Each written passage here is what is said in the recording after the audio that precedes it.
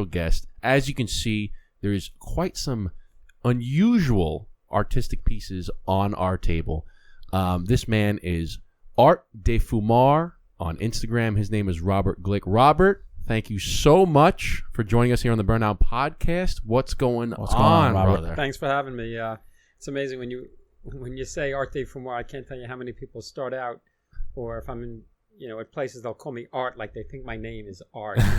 It's just not. And even though I tell people, they'll continue and say, "Okay, Art," and they see it online. That's the social media thing. People like call. They're like, "Hey, brother Cigar." I'm like, "No, my name's Eric." Thank you though. Appreciate the shout out though. But these pieces are extremely I wouldn't say overwhelming, but overwhelming in the fact that so much vibrancy going on here, if that's even a word. I like all this stuff because it's so funny that you do this, because when I first started smoking cigars, I started doing the same things. I would make cigar box clocks. I have my phone case. Used to be all cigar. My phone case is just like it. So it's a shared interest, but you take it to the next level.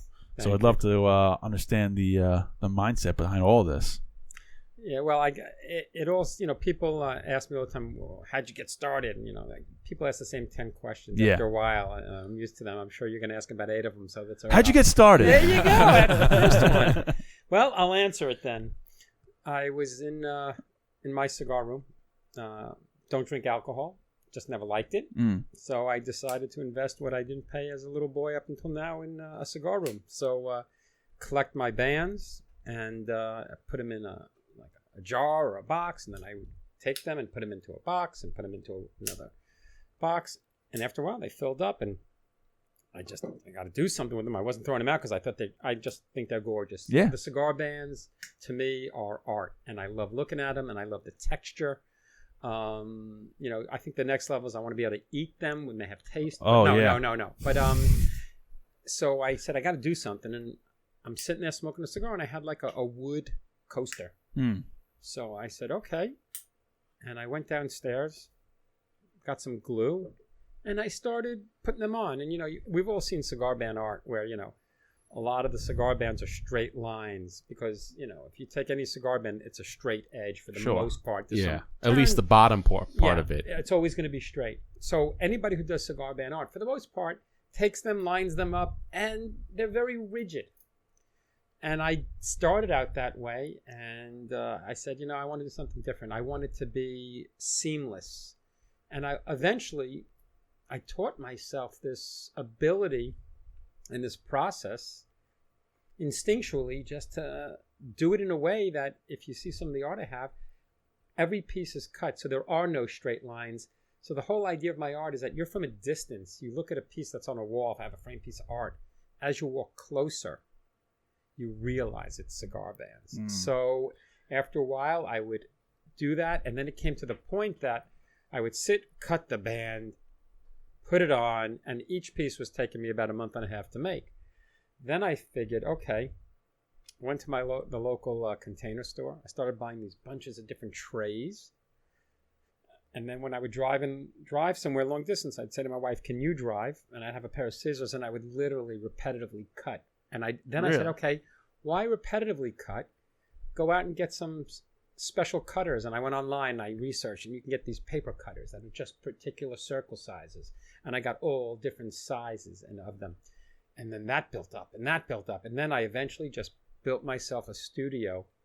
I rocked out the container store. I just literally designed my basement, redesigned it into an entire art studio. And I'm still teaching myself now how to do stuff. So learn all different ways of. And how long you been doing it? About 3 days. No. Yeah, that's a short time. I'm doing it about 6 to 7 years. Okay. And yeah. So just about the same amount I've been smoking cigars. Fully is about 6 or 7 years. So, it's now. Do you use particular tools? I know you said you buy specific scissors or cutters, but are you is it like jewel tools or like a? That's a great question. Yeah. So I definitely have jeweler's tools. I have eBay's an amazing concept. I got to tell you, there is nothing you can't find on eBay. For nothing. Sure. So you prefer eBay over Amazon? Nowadays, truth be told, I have gotten myself into Amazon as well, because Amazon, you order it and go to your front door, it's there. Oh, so because that's it's why a wonderful spoil you concept. so bad. I I was interested. You said eBay because I'm like Amazon. I always say you can get anything on Amazon. You really Like, can. And I think the challenge is you got to know what the name of it is, like what to search, and then bang, it pops up. It's right there. You ever look for something like, what's the name of it? You got to think of like another way to search it. Yeah, I have a perfect example for. We just had a Halloween party. You probably saw all the Halloween stuff, but I was looking for. I didn't build it, but I was going to build a graveyard fence, and I was looking for these little like spikes that go on top of the fence posts, and I'm like, what the heck are they called? So I'm typing in like fence spikes or fence toppers or fence whatever, and I found they're called finials. And it's yes, they're called fence finials, yes. and I'm like, I would have never Finials. But as soon as you typed in fence finials, they all came Thousands up. of I'm like, them. there Wow. it is. Would have never guessed that's the name of it. But I mean, I have all sorts of jeweler's tools. I have special tweezer sets. I have 5 different types of knives, 5 different types of scissors, depending on what I want to do and what I want to cut. And it's all, all right, it's a little bit of OCD or a lot of OCD, but it's what makes the magic. So Now, when you're in your studio, this is a 2-part question. One, do you have a particular item or items that you like to work on? And then when you are working on these items, do you have music playing? Are you smoking a cigar? Are you in silence? What's the ambiance like? well, good question, and I'll stop saying good question because they're probably No, all you gonna know be what? good questions. When people It's say, all right. It's when okay. people say good question, it's kind of like a compliment because I think about the questions. I don't like to Or is do it the- like when somebody says, to tell you the truth, that means you may be lying then if you're going to preface it by saying, tell you the truth. I mean, it's better than him saying, bad question, but I'm going to answer it anyway. Yeah. Or everyone asks me that question, but I'll answer it for you again. There is definitely a rhythm to this. I get up every morning, depending on the time of the year. Right now, it's a little bit later because we just changed the clocks. Yeah. Mm-hmm. But I can get up anywhere from 4:30 in the morning. Wow. And I want to be in the studio, in my art studio, no later than 6 o'clock. Often I'm there way before. And you're in your studio every day. Every day. Wow. Now, are you building or creating pieces that have been that are on order or like requests from customers, or are you making just random stuff that pops into your brain? What's kind of Good question. I liked it. In the beginning, I was definitely making things that I just wanted to make. I sell a lot of lighters, and so I would go online and I'd find out 18 different lighters, and came a point in time my wife said, maybe you should start using the money that you make from the business instead of taking it out of our account and put back in. But I would start to just do things.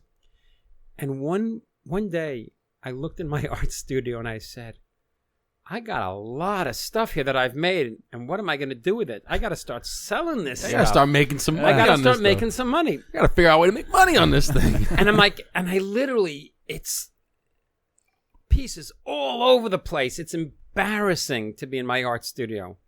So I said, okay, I'm going to try and start to sell some stuff. So I spoke to somebody. I did Instagram, and I started selling some lighters, and I started selling some pieces of art. And I'm like, then somebody wanted to buy something that I really loved, that I made, that I wanted to keep forever.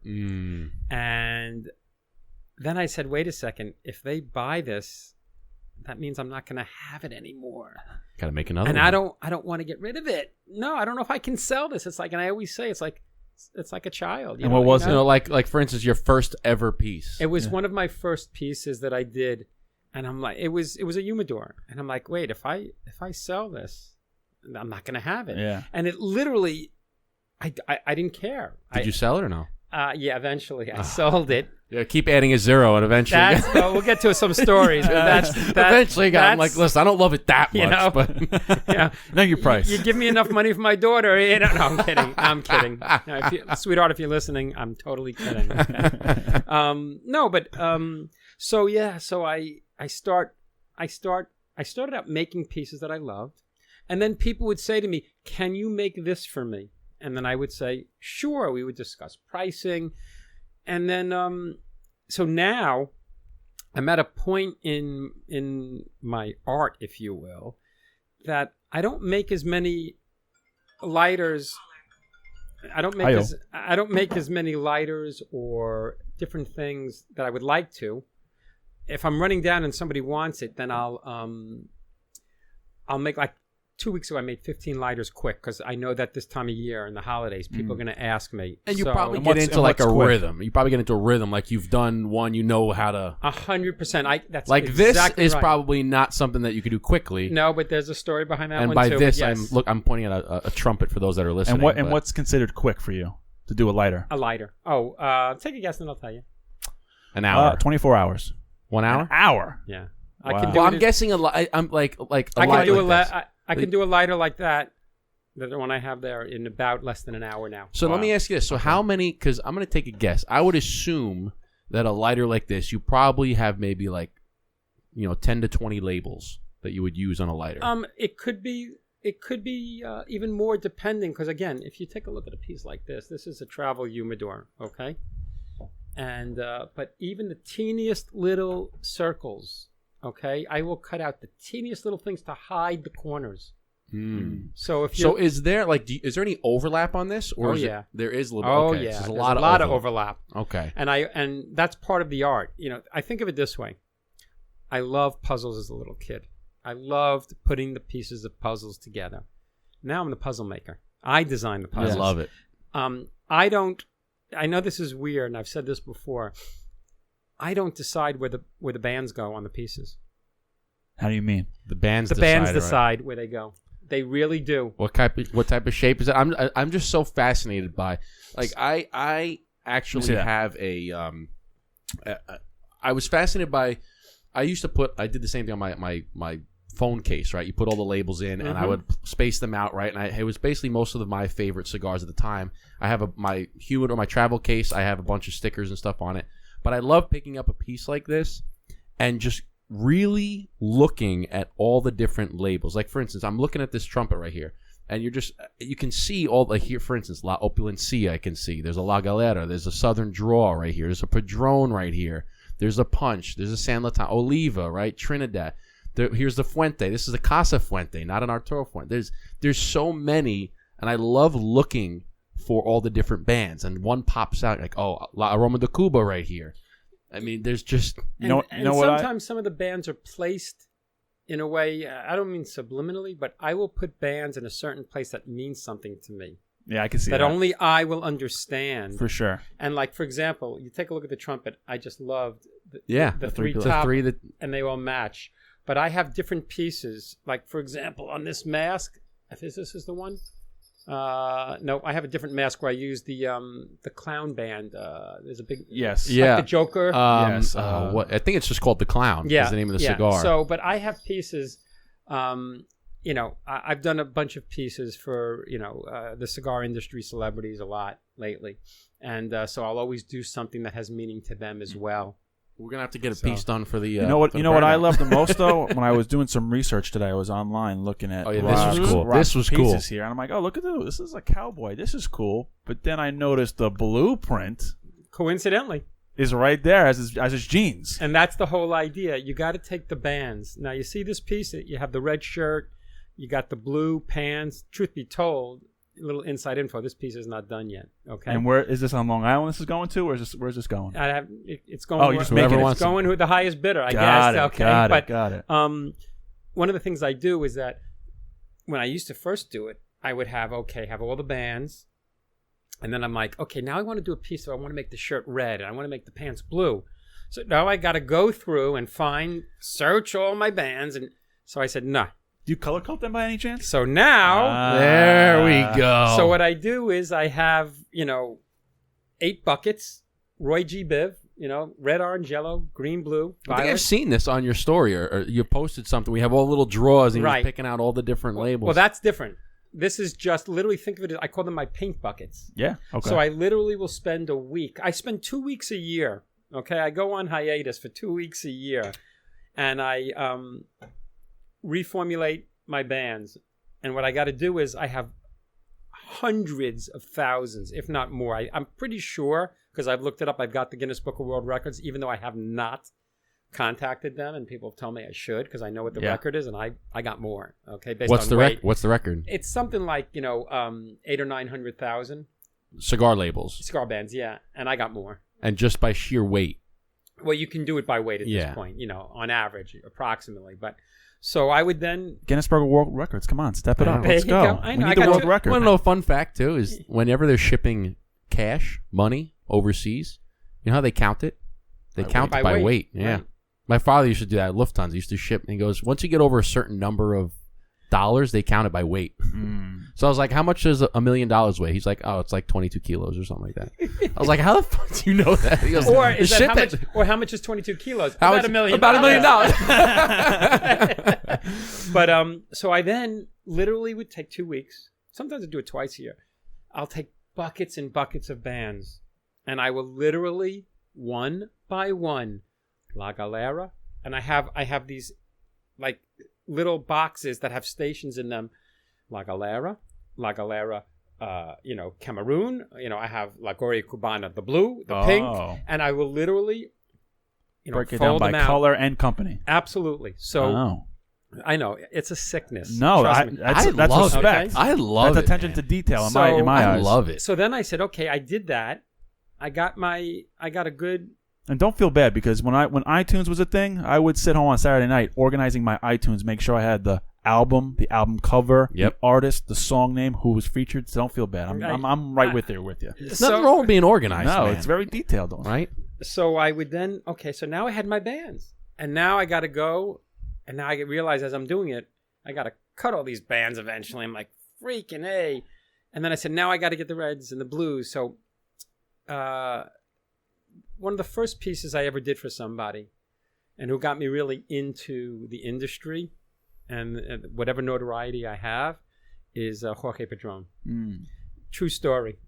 I'm in on Long Island at the Carlton when it was the Carlton at the time, and my buddies from the Matador Cigar. I shout out to the Matador boys. Yes, sir. And they said to me, "There's going to be a Padron event, and why don't you bring some of your stuff anyway? We'll have some fun."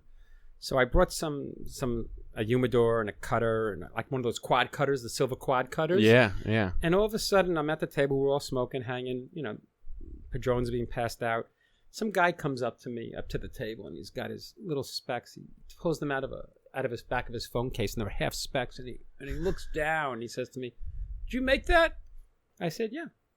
And he said, "What's your name?" I said, "My name's Rob Glick." Shook your hands. He says, "Can you make one for me?" I said, "I could make one for you, sure. What's your name?" He says to me, "My name's George Padron." I'm like, Oh, you're Mr. Padron. Oh, George Padron. So this is a true story. So at the end of the night, I asked him, I'm in like, George Padron is here. So I asked him I went out and I got an empty box, that was on the table. I asked him to sign it to me. And at the end of the night, I took one of my lighters and I said, "Thank you. And I wanted you to have the lighter." He says, "No, please." I said, "No, I want you to have the lighter." Yeah. Calls me 2 days later. Says to me, "I'm embarrassed to tell you this, but they took my lighter away at the airport. I didn't realize I forgot I can't put it in my carry-on." Yeah. It was the Happened to greatest me thing too. that Dang TSA. greatest thing that ever happened. Because they wanted more. And I got a connection, and I, my folks are in Boca, so I'm down all the time in Florida. So I said, "You know what? I'm going to be down in a month. I'll bring you some stuff down." I go down. George Padron invites me into his Miami, manufacturing plant. There's a cigar waiting for me. He says, "Let's smoke." And he says, "Listen, I'd love you to make me something, something different." I said, "Okay, I'll make you. How about I make an American flag with just Padron bands? Your burgundy will be the red. You have white." Yeah, I think. But I said, "I don't know if you have any blue bands." He says, "Nah." He says, "The outside of my cigar boxes, when I put natural, it's the blue band on the outside." I go through the factory with him. He has his family members, because basically his family members are with him in the factory, and they start counting out every band that he wants to give me. Everything is counted out. Gives me all the bands. I make him this American flag. I bring it back down when I finish it. We do a whole thing with the family members come out. It's on the wall. To this day, if you go into the factory, Crazy. It's still sitting there. on his wall. Wow. That's right here. So that was, Let me see it. Check that yeah. out. So that was the first piece. Is that in the magazine too? Right? That's the piece in the magazine from Cigar Journal that came out, September. Congratulations Thank on you. being featured in Cigar Journal. That's Thank a you huge very much. achievement. That's awesome. Yeah, it's So great. I'm Very so intrigued by this. This stuff is just fascinating. I mean, it's so unique what I love about it is Thank you don't see this ever, right? Well, like you do I'm looking see at cigar band art, but no, it's, you do, it's but different. No, but No, this is different. to the here's next the thing: level. is I've seen cigar band art, but to the extent and to the uniqueness that you're taking it. I mean, for instance, there's a pair of shoes on our table here. I have never seen a pair. I need to get a pair of those shoes. Okay, I signed by Carlito. I love it. I have a lot of shoes, probably more than I want to admit. But this is. Oh, and is this the? Yeah, this is the Anniversario. This is. Yeah, it's a good cigar. Oh man! Now, do you put epoxy over these? Right? Is that what that? Is that That's question number 2. Okay. You will ask. Yeah. I use different finishes. Okay. I actually poured that ashtray myself. Oh wow! So I make. Oh, I saw that on Instagram. You were making some. Like you make out I of can clay? make out of resin. Resin. So okay. this is resin. I get a resin mold, and I'll make these single cigar ashtrays. Very nice. See, this is great. I actually have this ashtray, not without the labels, of course. Right. I actually have it outside. Yeah. It's broken because I've dropped it a million times, but I love the clear, how it comes through. So I don't know if we can get I taught myself a process where I do it from where I adhere it after I'm done to the bottom of the ashtray. Now, when you're looking at like, I don't know if it's different per piece, but like, say this single ashtray here, right? Do you have a specific spot where you put the label and you build from there, or is it? I tend to like madness. When somebody goes shopping for home furniture, usually people start with the carpet because they build everything up from the carpet. So yeah, I start from what I want to be for ashtrays. That is, at least. Sure. I start out with what I want to be the focal point in the middle. Now, sometimes I'll have corporate customers who'll say to me, "Hey, can you put my branding, my logo?" Yeah, like I just did a piece for Casa de Monte Cristo, and I'll put their branding in the middle, and I'll create it in the circle, and then I'll put cigar bands all around the outside. But yes, I'll do pieces where I want the focal point being in the middle, and then I'll work around it usually. Wow. But that's for something that's symmetrical. But for pieces like this, how do you get like, what's the story behind this? Like, this is like a Mardi Gras mask with the bells. I also love this thing. Now, So I'm going to take a look at this How one. do you, very carefully. How long did this take you? That took me about, Wow. because now I have it down to a science, but that took me about 12 hours. And I'm going to tell you, when you picked it up, it reminded me of a story, and this is a true story. I'll change the names to protect the not innocent, so you understand in a minute. But to answer your question first, before I tell you the story, my mom's 83 years old, and my mom's not that she's an artist, but she's very, very artistic, and I think it's in the genes. But she's always loved clowns, and I've always had an affinity, even though I hated clowns, like a lot of kids in the circus and stuff. But these pieces, when I see them, they speak to me like, wow, I can do something with that.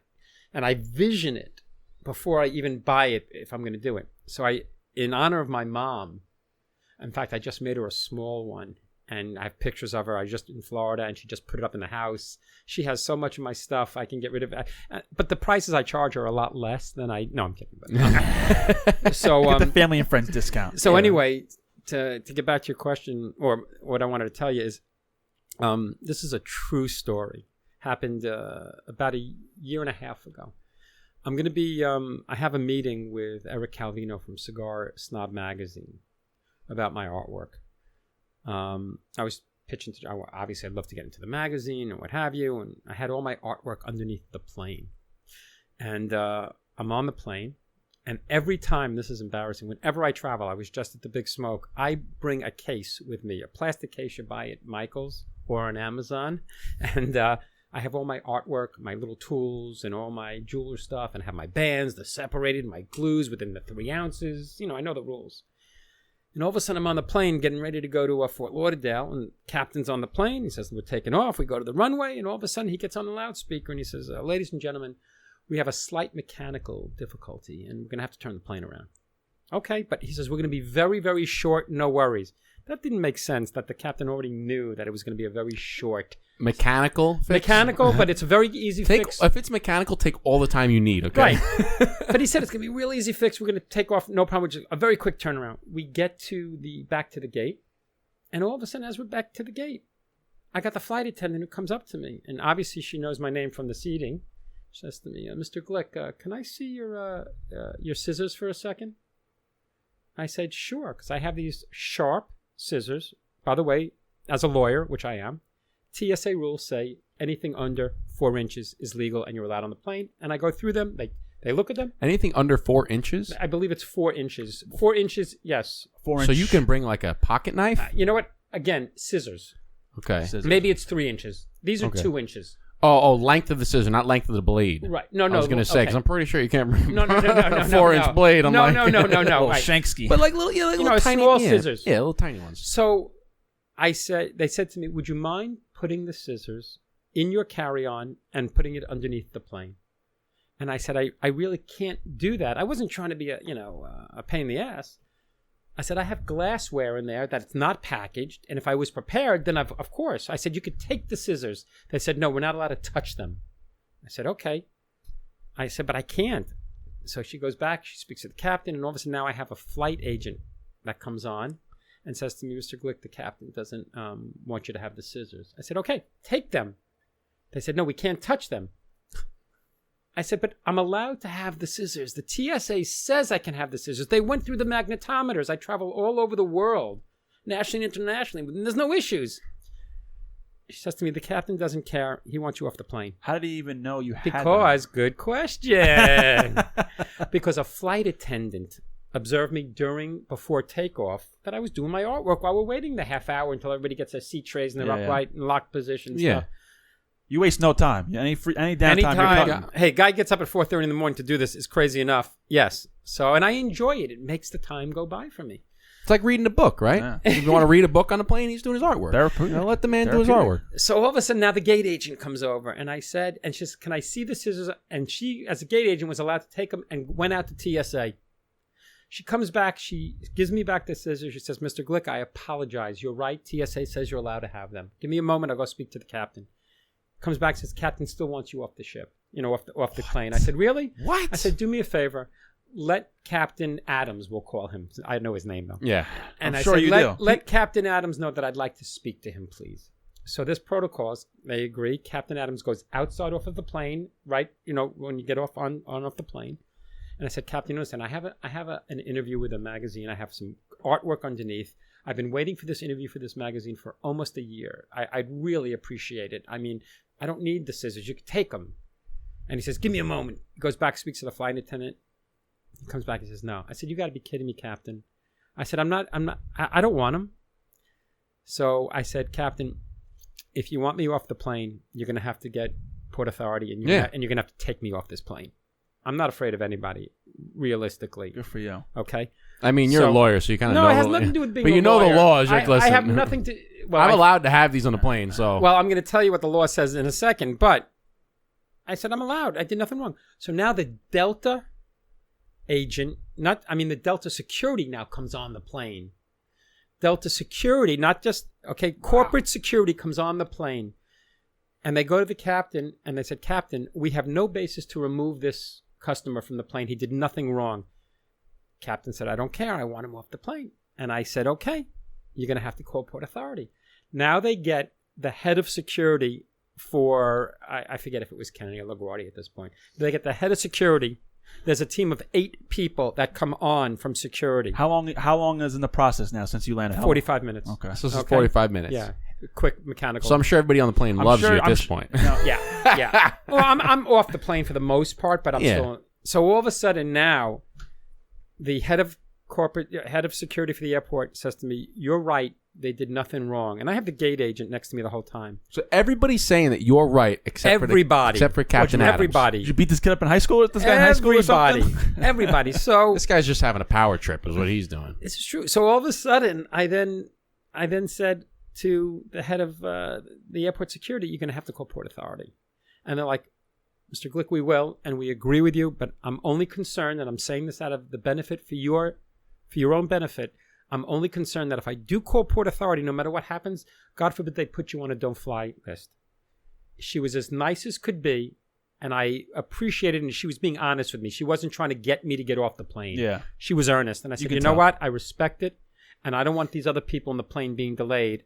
Forget my interview, blah, blah, blah. I go, I'm embarrassed. They escort me. I get all my stuff. As I'm getting off the plane, the captain's door is open by the cockpit. I stick my head in, and I said, Captain Adams, I want you to remember this face, and I want you to look very carefully at this face, because I promise you, Captain, I promise you, it's not going to be the last time you've ever seen this face. What'd you do? Meaning, he'll see me at a deposition. Yeah. Oh, He's gonna sue his ass. did you? So, no comment. Anyway, the law is actually that the captain can do whatever he wants. Really? Dang, isn't that Whatever, a shame, no though? matter. Whatever he wants. It's his ship, even though I'm right, and everybody, I am right. But did you ever find out the explanation? Yeah, one of the flight attendant felt concerned that there's a sharp item. But what doesn't make sense is like, okay, I get it. There's a sharp item. You've told me there's a sharp item. I've admitted that I have a sharp item. I'm allowed to have this item on the plane. Take the item from it. If you're concerned of this, me holding this sharp item, then you take it, and then now I'll be concerned. I that you can have get another pair of these scissors on Amazon for $3. It wasn't the point. It was you just should have done them. is got off the plane, and I would have taken the scissors and I would have just put them on the floor, but and then get back on the plane. Like now I don't have the scissors on the plane, and I would have gotten on Amazon and shipped it to my hotel. How about this? I get off the plane and the gate agent that's next to me says, Mr. Glick, can you do me a favor? Just come up to the gate. I need to get you on another flight. What does she do? She apologizes and she bumps me up, gives me back my scissors. I get on the next Delta flight with all my stuff. No issues. First class? Comfort Plus. Well, I would have been like, Comfort listen, Plus. you better give me... I mean, at least they got you a little bit, but that's crazy. So when I got to Florida and I had to come home after the trip, I purposely took my camera out and took a video of my plastic case. I put the scissors on top so you could see through the plastic case, go through the magnetometers, watch them look at it, and give them back to me and said, have a nice flight. Wow. True story. Wow. True story. And that was last year? You said that? About a year and a half ago. Wow. Yeah, this is the Cigar Snob magazine that eventually did come to fruition. Wow. Oh, my goodness. True story. Crazy. See, that's just kind of... That's not right. That's not right. I mean, there's rules, right? So you're basically saying that these are the rules, but they don't really freaking matter because he can just say whatever. So if you get on, he doesn't like the way you look, get off the plane. Get off the plane. And I even thought about For no that. reason. I did the legal research. There's literally cases, okay? Could I have... It wasn't worth my mental... you know what? Didn't affect me. Move on. And I had to convince myself to move on. Yeah, because I felt like at a point it gets... You're like, no, I'm right. You're wrong. Oh, and I'm going to ride this because I know that I'm right. Yeah. And then they're like, well, listen, we can get to Port Authority, but I might get on a no-fly list. Overruled. And then you're like, you know, it's because you probably got to the point you're thinking, all right, is it worth the scissors? it's not worth it. Right. It's not. But I mean, literally, I've been waiting for a year to have this meeting. Yeah, I can't imagine. Well, The at big least moment. you had the meeting, Right. and it didn't All good. it didn't prevent you from getting into the. It makes magazine. for a better story. Is there any But mention of it in the I article? actually told Eric I don't want it published, but I told him the story. Wow. I told him the story. Wow. So, yeah. I got to tell you, it's really taken off in the last year. Dramatic. And what do you think that is? I've seen you on Instagram. I went to Pro Cigar. If you're familiar with Pro Cigar in the Yes. Dominican DR, Republic, yeah. right? DR. And I hope you guys maybe will go in February because Love to. We're gonna try. We'd love to have a podcast down there. it is unbelievable. And long story short, Tony Gomez from LFD saw my stuff, reached out to me on Instagram, and I had a conference call with him from my studio and video, and he says, listen, I want you to do me a favor. I want you to contact, and he gave me a woman's name at Pro Cigar. And I literally said, okay, thanks, Tony, but what's Pro Cigar, right? And I didn't know anything about it. And I want you to send them some of the stuff because they can do something. So I get in contact with these people, and I'm pitching to do... potentially, I don't know if anybody's familiar with Pro Cigar. Each night of the 3 or 4 nights, there's about 1,000 people at the gala dinners or what's called the white night dinner. Where you wear white. I know about it. Instagram. Yeah. So I pitched this idea of doing one of the boxes. I would love to do one of the. They have 4 artists who design the boxes. That's the giveaway. So I pitched them. I sent them all my stuff to DR as examples. I can't tell you how much it costs to send stuff to the DR, right? I do all sorts of samples, and I gave them a sample print that I did of Cigar Journal magazine cover with Carlito Fuente that I did for Carlito when I first met him. And So all of a sudden, they love it. They're excited about it, but it's just a little too late. It's a little too close to get the production done. But how about you make something for us for the gala night that we can auction? And they said they auction off a lot of humidors the last night. It's known in the industry. People from all over the world come, and it's for charity. It's FU money. These people have it, and they bid on it. And I'm like, okay. And it all goes to charity, right? So all it's goes good. to charity. So it's good. What So charity, if you don't mind me asking? it was some women and children and educational Dominican, like, Okay. I forget what it was exactly. Something for the Dominican Republic. Oh, it's exclusively for Okay. women and children, school children, something like that. Of the DR. That's Of good. the DR. That's good. So I do this, we organize this thing. I do a humidor. I pick out the humidor. I order it. I pay for everything. It's my treat. It's a charity event. And then I get to DR and I send it out. And I have a blast at DR. I'm bumping into people that I've spoken to. I become good friends with Fred from Oliva, the owner of Oliva, and I'm sitting. And at that point, I know Carlito well, and I'm hanging with all his people. I had meetings with him, and the last night is the gala, and now the auction goes. I'm like, I'm hoping to get, they asked me what the starting price should be, and I said, I don't know, $2,500 or something like that. I said, if I get $4,000 for my humidor, it's going to be outrageous. Tell me it was $18,000. You saw the video. I read it. That's what I just $8,000. that's what we're talking about. I lost it. Were you you not just like a deer in headlights when it goes 5,000, 6,000, 7,000, 8,000, 10,000? You're probably like, what the? Yeah, it was $18,000. Wow. Now, granted, it's charity and these people have money. Yeah, it's still. But the woman who won the bid is the owner of one of the world's biggest cigar ring manufacturers. Wow. Long story short, a couple of days ago, she just commissioned me to make 2 pieces. Wow. So There you So go. little things like that. But Charge you 25,000. You want another piece? 25,000 each. So when we're I know you got the money. I know you got it. So from that point, people started seeing, and then my Instagram blew up. Yeah, that's where I found. I saw it. I saw it. And then I blow up. decided that it's worth the investment. I have a social media manager. She helps me out. Shout out to Regina. She does a great job, and it's taken off. And from there, this one will reach out to me. I'll never forget the day I pick up my phone and there is a 4-minute voice tag. And when I say 4 minutes, 4 minutes is a long time to leave a voice tag. Oh, yeah. Hell yeah. And it was from Carlito Fuente. Wow. And I went up to one of the guys at the Matador who supposedly knows, of him. And I said, there's no way this is him. He said, no, it's him. And it was. And I then met him in Vegas. I gave him artwork. He's spot on. It's cool. Gentleman and a scholar? He is. He really is. He's got a great charity, Cigar Family Cigar Foundation. I contribute to it regularly. Profits, percentage of everything that I go will go to his charity as well as some others.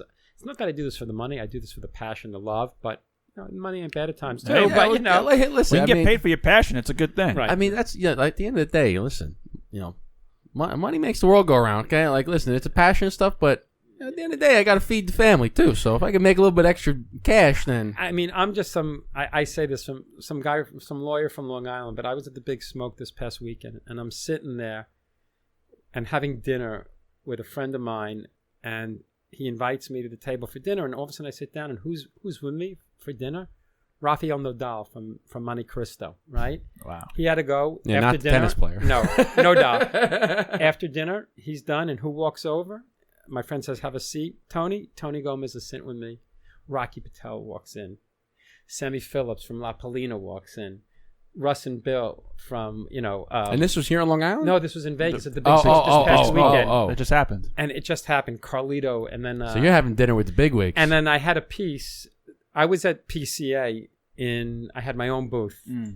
I don't want to say big mistake because it was buka money to oh, I know. We looked into it. We looked into having our own booth. Honestly, I'm glad I did. Not from. I basically broke even, but it was expensive. No, it's expensive. The notoriety and people that's coming what up. you pay for. Yeah. And it's an expense. It's business expense. Yeah. It's like marketing is what you're really paying for. 100%. And then the owner of the Resorts World 8 Lounge in the Resorts World. How is that lounge, by the way? Well, now that there's a piece of art as of this weekend Oh, yeah. hanging in it, Yeah. it's Which lounge is amazing. it? What lounge? 8 Lounge. 8 Lounge. You see it in Vegas? In Vegas. I saw when it like opened up and it was really blowing up on Instagram. No. Like, if you're in the cigar world on Instagram, you see it. Shout out to the owner Giuseppe, John Petty, and the manager Ian. The place is gorgeous. There's private rooms. Like, I walk in and all of a sudden you see in the back room. I was with, I'm lucky I was able to sit there for a little while, but Manuel Anoa, the master blender from La Aurora. And then on the other side is George Padron. And they all sit. Wow.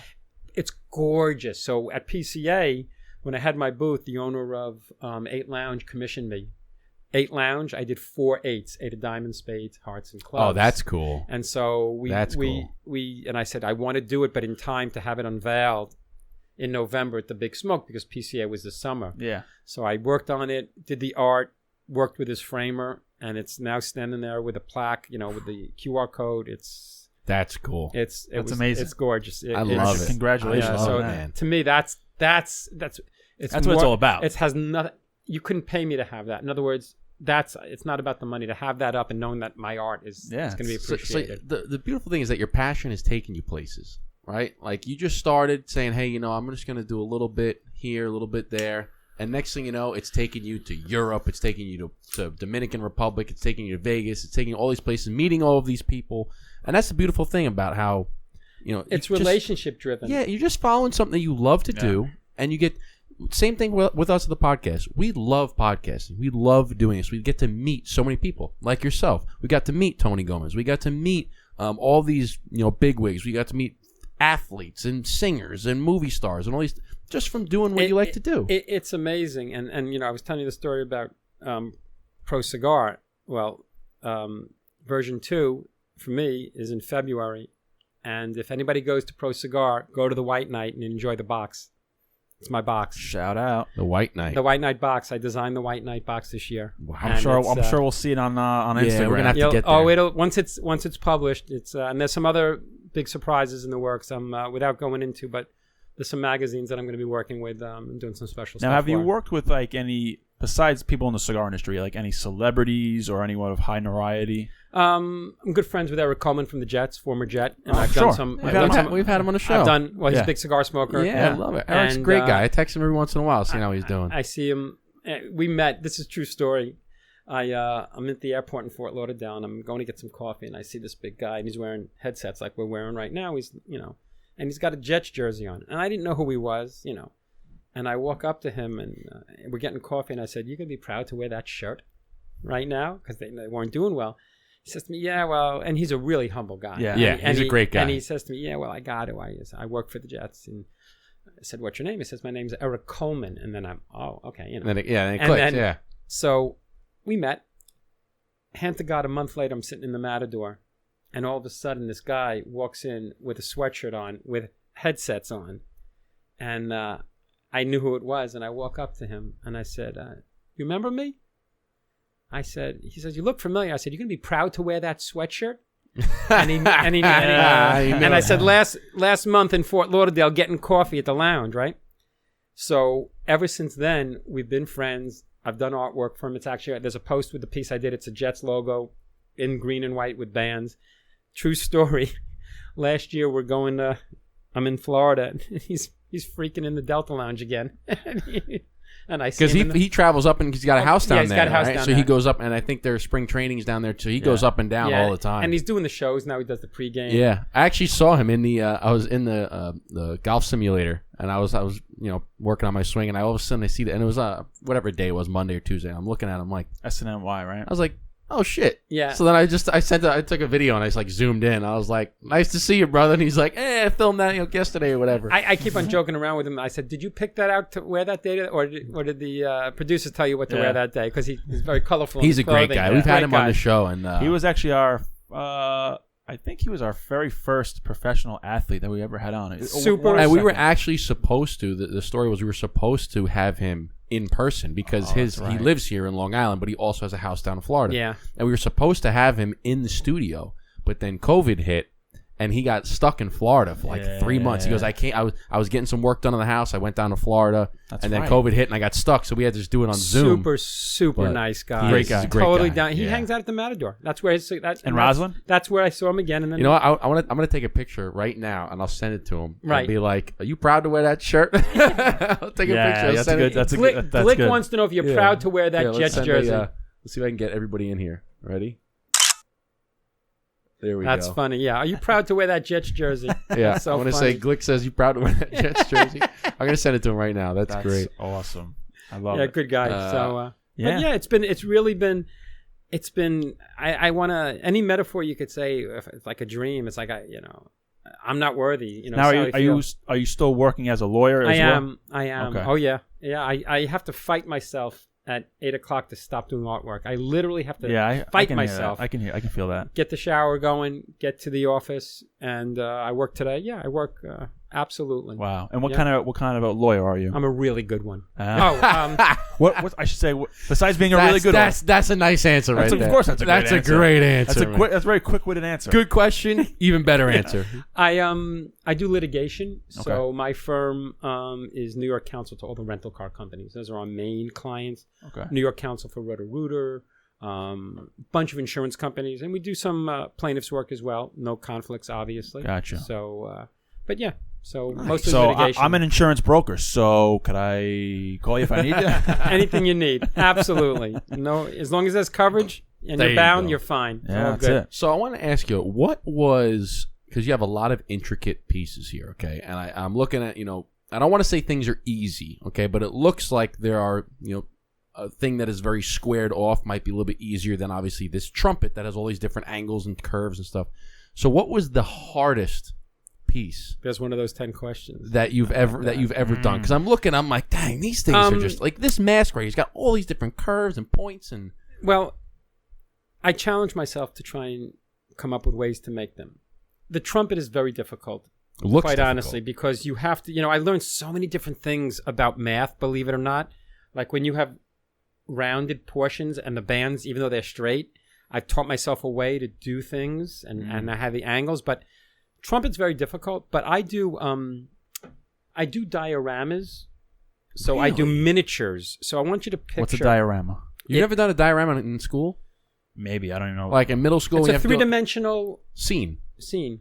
Like you ever do the shoe boxes? Like in high school or middle school, you do a diorama. You take a shoe box and you like make a scene. Exactly. Put Inside like the cotton shoe balls box. on the floor. So like for instance, you can make take The mountains that blow up with Yeah. the Partridge Family. It's like you could do. Okay. You take a diorama of us right here, right. and you shrink it down to a shoe box, and you do a little burn down with the little. So what I've done is okay. I've done some scenes, and one of the first ones I did was the image of the cigar smoking dogs. Yes. I took Playing that to a cards. different concept because my father was always a big card player, and I used to sit behind him watching him play cards as a little boy, and so I'm very sentimental. Yeah. So I literally did that. right, Yes, okay. right. Yeah. So I literally did. I don't know what was the name of it. I literally did a scene of the dogs around a table. I went on eBay at the time. eBay. There's nothing you can't get. Miniature little things, miniature chips, miniature cash registers, miniature Well, that's a big thing. miniature like beer the, model. Like yeah. people do like the doll houses and Right. stuff, and I've seen Instagram videos where people have like a thing in the wall, like a Right. little door, and you open Right. up the door, and it's like a whole house in there. My diorama, because it's done in like somebody's living room. I have bookshelves, all the books. That's awesome. All Do you the have a books. picture of it online? I might. I'll show you afterwards. I'll take a look at but it. I'll look all, it up. See if I- But all of the books are cigar bands.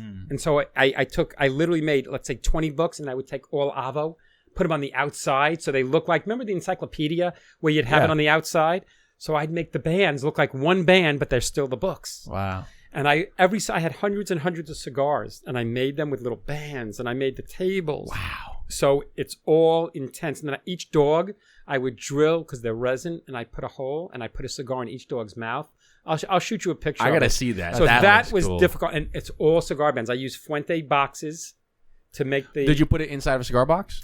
I did. That yes. I was gonna say, kind of have to. That. Four cigar boxes. Oh yeah, you made the shoe box was made out of. Yeah, cigar and then I boxes. took I bought plexiglass glass cover, and I had a carpenter make a wood base for me, stained it. Also, you put it inside. And so now I have about 4, 5, 6 different of those types of pieces. But that would you say was probably one of the hardest to do? Hands down. Just because of the sheer size, it's so minuscule. Yes. Wow. Yeah. I would love to see that. Most of my crazy. pieces, my little repertoire is that there'll always be a cigar. And like when I'm done with the cowboy, if there's not, there'll be a cigar in his mouth. Oh, got it. So everybody will have, I'd even be the interested. dogs. I did a bar scene.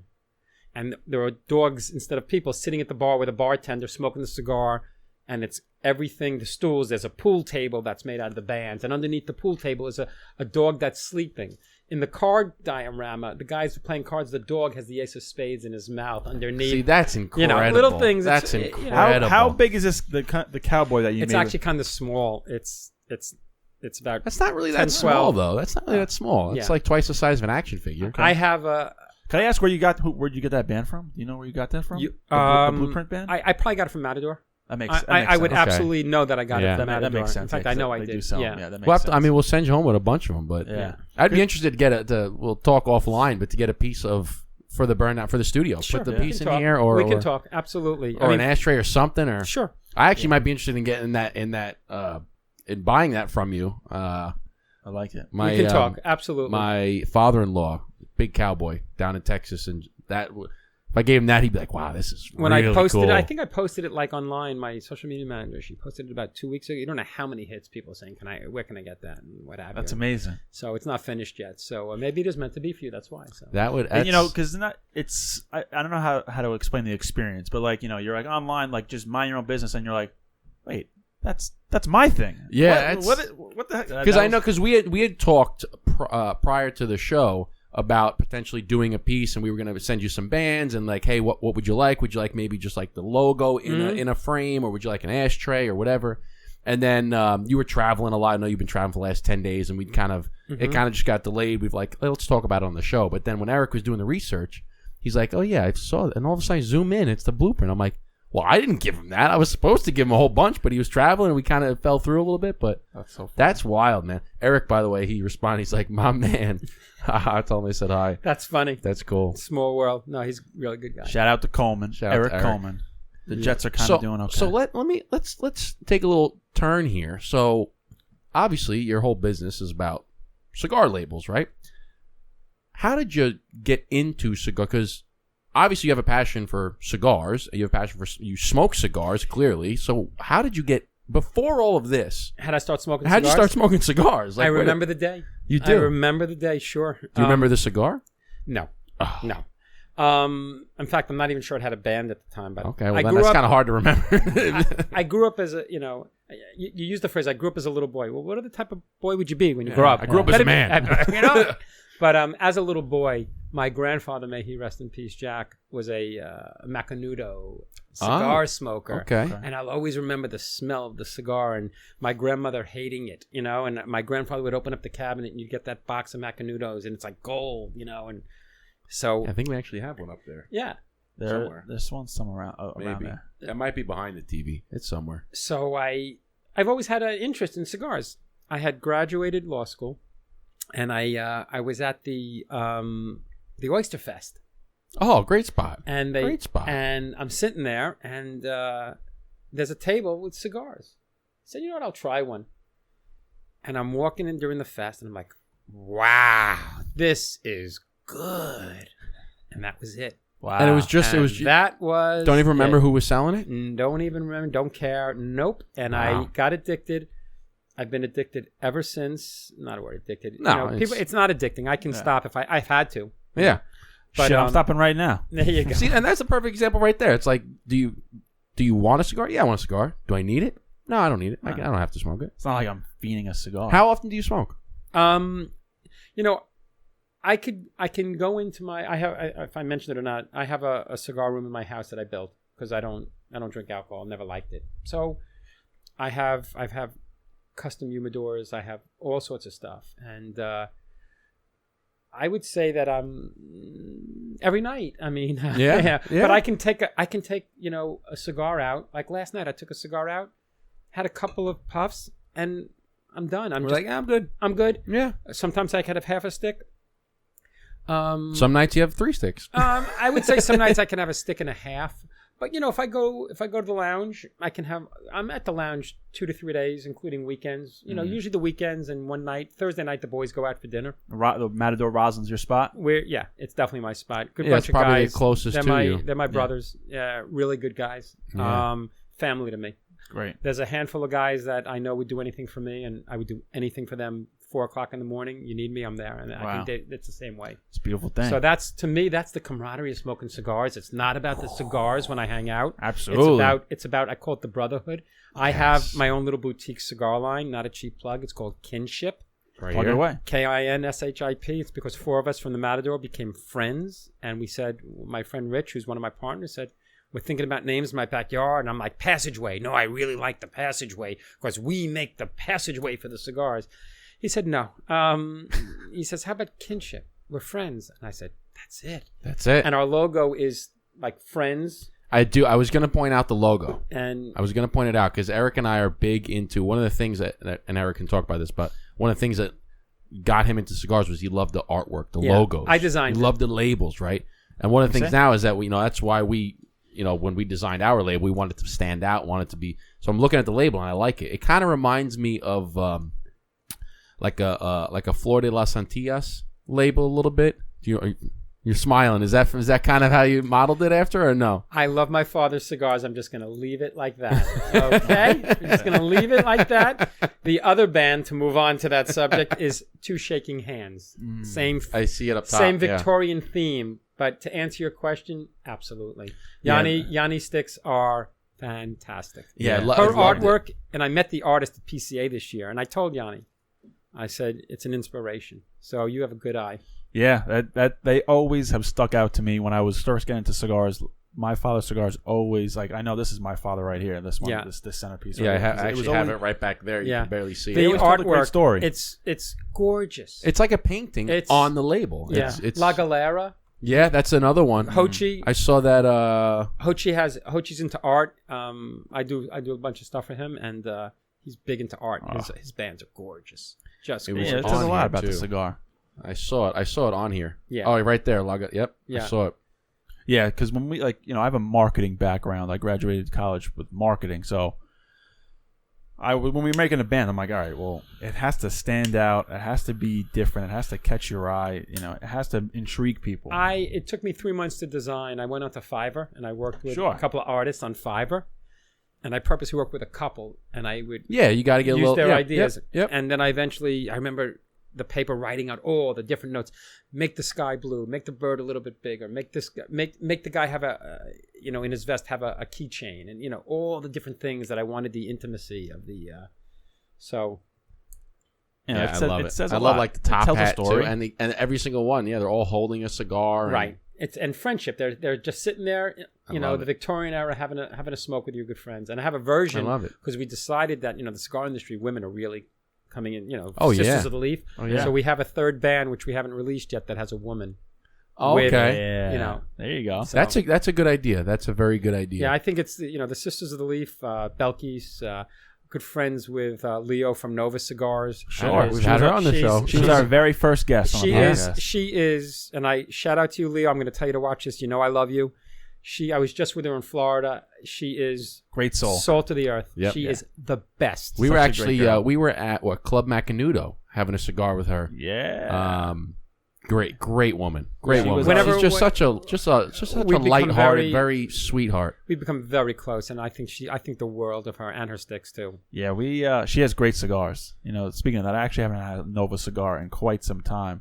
So, tell us about where's this going? What's the next big thing? Like, are you working on a very big piece right now? I know you just got an award that you went over to. I was in Germany, and I got an award. They have at the end of the year, Cigar Journal magazine has their trophy awards, and so the cigar of the year, the boutique cigar of the year, the best Dominican, the best Nicaraguan, the best factory. So they gave about 15 awards, and they reached out to me and asked me to come down, and they gave me one of the trophy awards for art. Wow! Because Manny Arate from Fuente Opus X got one.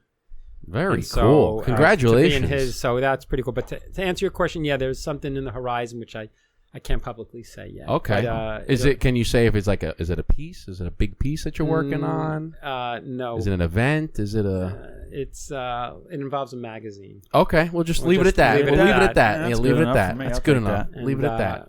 Very yeah. cool. And you have Congratulations. a website, obviously. I have a website What's the at website? artdefumar.com Okay. and my Instagram at artdefumar, ARTDEFUMAR. People think because it's Spanish, there's an E after the T, but it's not. It's ARTDEFUMAR. Obviously, Got the it. art of smoking, Yep. and the E is taken off, so there's a little play on words Yeah, for art of smoking. art of the smoke. I love it. So, yeah, but That's you can great, reach man. out. Any questions, DM if you're interested in stuff or you want something designed, or if I can just help you learn about what, you want to try this, I'm more than happy to help out. Can you purchase any of this artwork on your website? Yeah, people generally, because each of these pieces are one of a kind. So Right. I started to have I wanted to have one of the stores. It's really not akin to have a store where here's the price because things are changing so Right. often. So I tell people, go onto the website. Make me an offer. No, I say take a screenshot, reach out to me. My email is there. Instagram people all the time take screenshots, say, how much is this? My stuff is constantly changing. So you can go on, you can take screenshots of stuff. There are ways to look on the website, but Instagram, I'm posting everything on Instagram, so you can reach out. Yeah. Or if you have an idea, people ask me to do things all the time. Somebody asked me to make them a pocketbook, and I did that. Or somebody asked me to make them a pair of shoes, and that's how I got into the shoes. Wow. So there's really like no limit to what you can. Is there anything that you hate to do or won't do? No. I tried to do something for Eric, actually. I was going to surprise him. I tried to do a football. Okay. But given the leather of a football with the pimples, It doesn't adhere it just very it won't. well. It's the only material, That won't you can't do adhere. it to clothing, but anything that a cigar band can adhere to, I can do, and I'll challenge myself to do it. So, right. no, nothing. One thing I did, and which I love, is I took stamps. A friend of mine had a place that they did a movie set, and it's illegal to have a U.S. post box, but he had one on a movie set. It was a fake one, but it looks real. I got stamps from eBay, thousands and thousands of stamps, and it's in my art studio, and I have a U.S. mailbox that's in all postage stamps. Oh, that's cool. And that was difficult. Wow. To do. So little things. I'm always thinking out of the box. I'm Yeah, always yeah. working on 6 Well, the good projects news at with once. the stamps is that they already have a adhesive backing, so that was no, probably... I had to use the glue. But, I'm working on 6 projects at a time. I always put stuff down so I can envision what I want to do. As I'm doing other work, I'm looking something. Yeah, you put it down, come back to it. Like 'cause I can 100%. imagine sometimes you kind of get you almost get tunnel vision. You're like, all right, I have to set it down, take a step back, because I'm getting kind of cloudy of what I want to do. And when you come back to it, like, it's like a breath of fresh air. right, You can right. do it. So, yeah, but feel free. If people are interested, reach out, DM me. It's all good. Awesome. Well, Rob, thank you very much for It's my joining honor. us Thank you, here on guys. the Thank you. Burnout Podcast. Great. Everybody, be sure to check him out. It's Art de Fumar, ARTDEFUMAR.com, and on Instagram, it's the same, ARTDEFUMAR. Bang, bang. If you like this episode, please hit the like button, hit the subscribe button, hit that bell. You know where to find us. Check out the blueprint. Check out all our merch. We got the hats, the t-shirts, all that stuff. But Rob, thank you again. Thank you. for Thank you, guys. joining Great. us here on the It's Burnout fun. Podcast. Eric, let's send it off with the usual. Like we always say on the podcast, cheers, chin chin, salud. All right. Cheers.